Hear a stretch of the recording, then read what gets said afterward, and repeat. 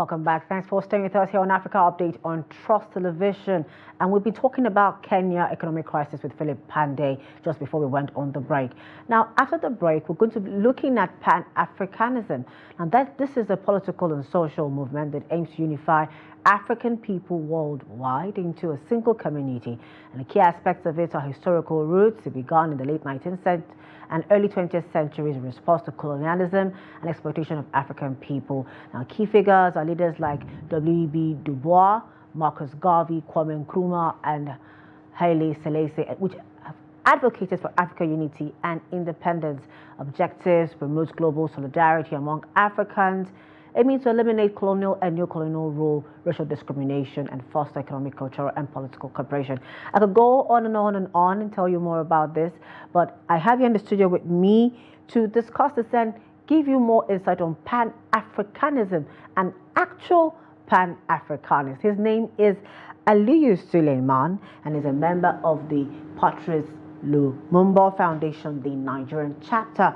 Now, he's a mentee of the professor as well, that's Patrice Lumumba in Nigeria, and one of the youngest advocates of Pan-Africanism in the North. And of course, he's also a poet. Aliyu Suleiman, good evening. Good evening, Chiamaka. Thank you for joining us today on Africa Update on Trust TV. Thank you very much. So yes, you're a Pan-Africanist. And of course, I've already started with the introduction, but you're the one who's involved in it. Tell us more about it. Okay, thank you very much, Chiamaka. Actually, when we talk of Pan-Africanism, it's a movement that began in the diaspora. It started by some Africans who felt that they are not Americans or they are not Europeans, but rather they were originated from Africa.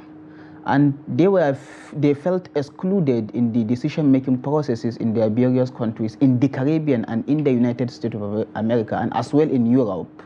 And as a result of that, we have seen how they start the struggles to ensure that they emancipate themselves from the chain of slavery and also colonizations. We have seen the founders, people such as W.E.B. Du Bois, as you rightly mentioned, people such as Marcus Garvey of Jamaica, people such as George Padmore.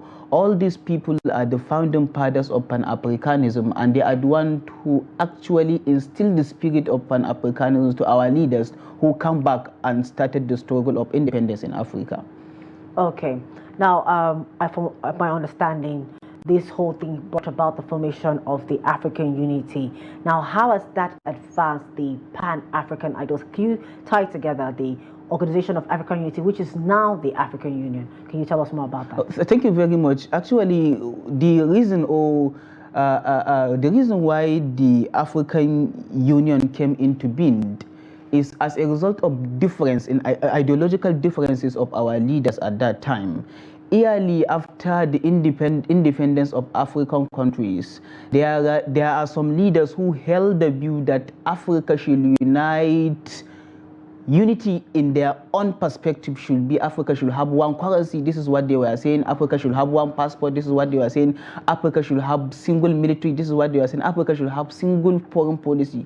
These are the people like Kwame Nkrumah of Ghana, and people like Sekou Touré of Guinea-Bissau, people like Gamal Abdel Nasser of Egypt, people like Ahmed bin Bella of Algeria. All these people, they are the people who held the view that Africa should unite in a sense of having similarities in almost everything, and we call them the Casablanca bloc. As I told you, they divided ideologically. They are a Casablanca bloc. The Casablanca bloc are the people who want Africa to unite immediately. Okay. We call them Casablanca, and Kwame Nkrumah was their leader. And there was also people who held contrary view to this particular bloc, which we call them the Monobia bloc, which Nigeria happened to be the member.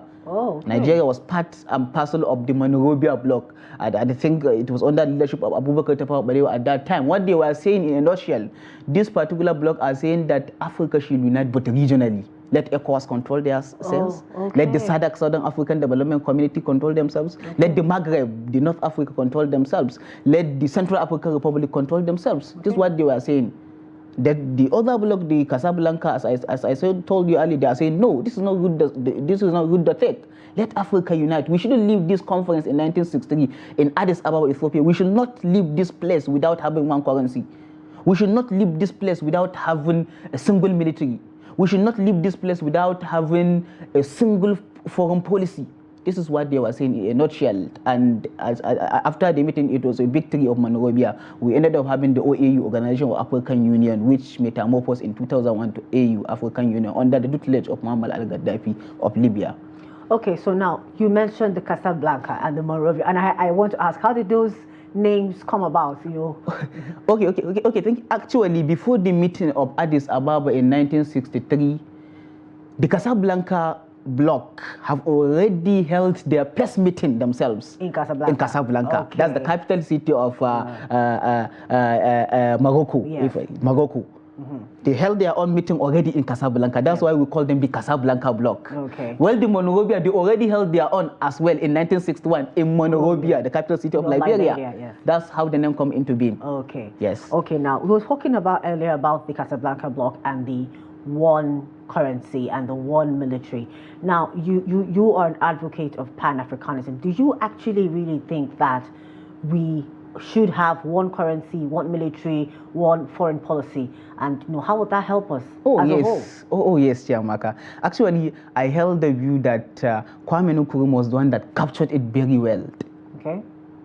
He said, we are so small and we are so young in achieving independence. We are just like small independent countries. If we do not unite today, Europe and America will get easier to manipulate us and control Africa again, because it is only when you unite. And I believe with the former president of Tanzania, Julius Kambarage Nyerere, he said, unity. We are not saying that unity will solve all our problems. This is not what we are saying.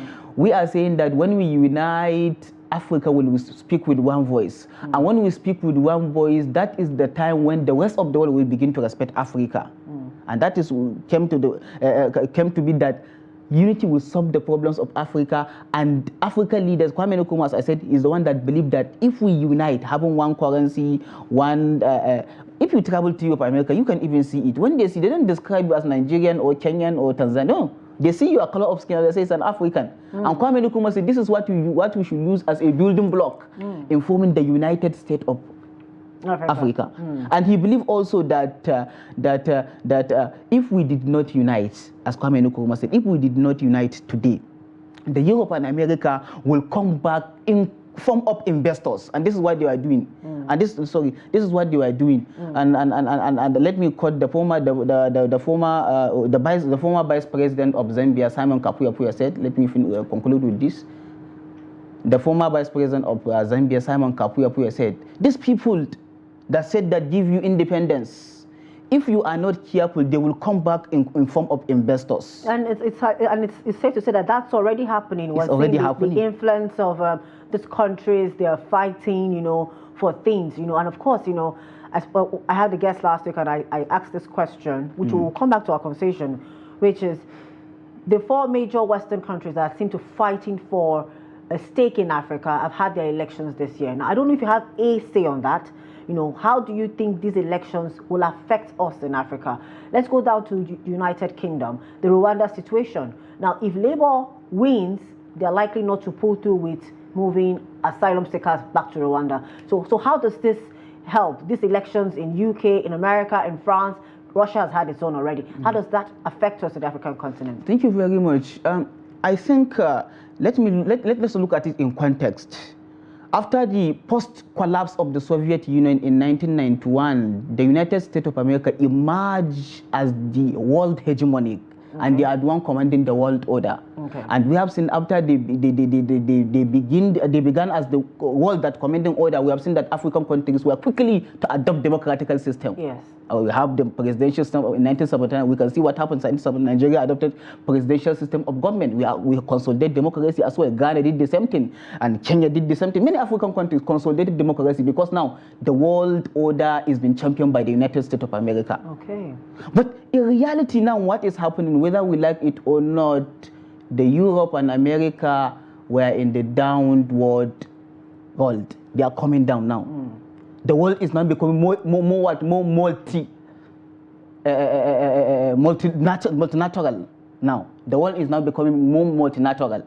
Because if you can see now, with the emergence of BRICS, and with the emergence of BRICS, they were saying that dollar will not be the major currency in the world. The yuan are now posing the same question. Yeah. The rupee are now posing the same question. And even the Africans are saying we must have Afro as our single currency, and it will be the dominant currency in the world. So now you can see that the hegemony or the power that the United States of America have is now being questioned. It's now being questioned. Now it's left for African leaders to behave. And you remember the principle of non-aligned movement that was formed in 1956 by Kwame Nkrumah and Gamal Abdel Nasser and Jawahar Nehru. Non-aligned movement is saying that we are no longer, we will not be committed to either the West or the East. We are not just going forward. Committed to ourselves. To ourselves. Okay. And the people that form this non-aligned movement are developing countries, Africans and Asians. They are saying that we are no longer with the West nor the East. We are just going forward. Okay. So I believe that if Africans were to move forward, they should not look at the West nor at the East. They should just look forward. And that is why I believe with Julius Kambaga Nyerere. He never believed with these two things, capitalism or socialism. He said, no, let us look Ujamaa. Ujamaa is a Swahili, means familyhood. It's a kind of economic system that was adopted in Tanzania. Okay. So I believe if African leaders want to actually get it right, we must not look at the West nor at the East. We should just look forward, look within the circumstances of African environment and provide solution to our own people. Okay. Now, our last question to you. Because you're a poet, I'm going to ask you, how has Pan Africanism, the role has it played in contemporary African arts and literature? Thank you, Chiamaka. Actually, I'm a runaway poet. I'm no longer into poetry. I started as a poet.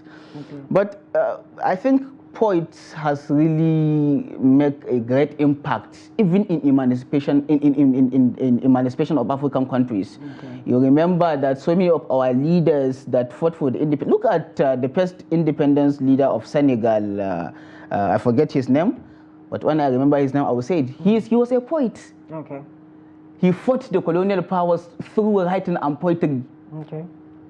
And look at Mariam Makebe. Mariam Makebe is a South African. She's a South African, and she also she wrote poem, and actually through that work she has been doing it also helps in emancipating our people. Okay. So I believe those who are into poetry across the continent of Africa is something very good that we should continue doing to promote African culture, African history, and then to also promote enhance African image in the rest of the world. Okay. All right. Thank you so much, Aliyu Suleiman. It's been quite a very interesting, insightful, and educating time with you on Africa Update discussing Pan-Africanism. It's been a very, very, very interesting show today. We discussed Kenya earlier with Philip Pandey from Mombasa in Kenya, and now we had Aliyu Suleiman talk to us about Pan-Africanism. Time won't allow us to, talk more and delve more into the conversation, but hopefully we'll have them again to discuss more on these issues.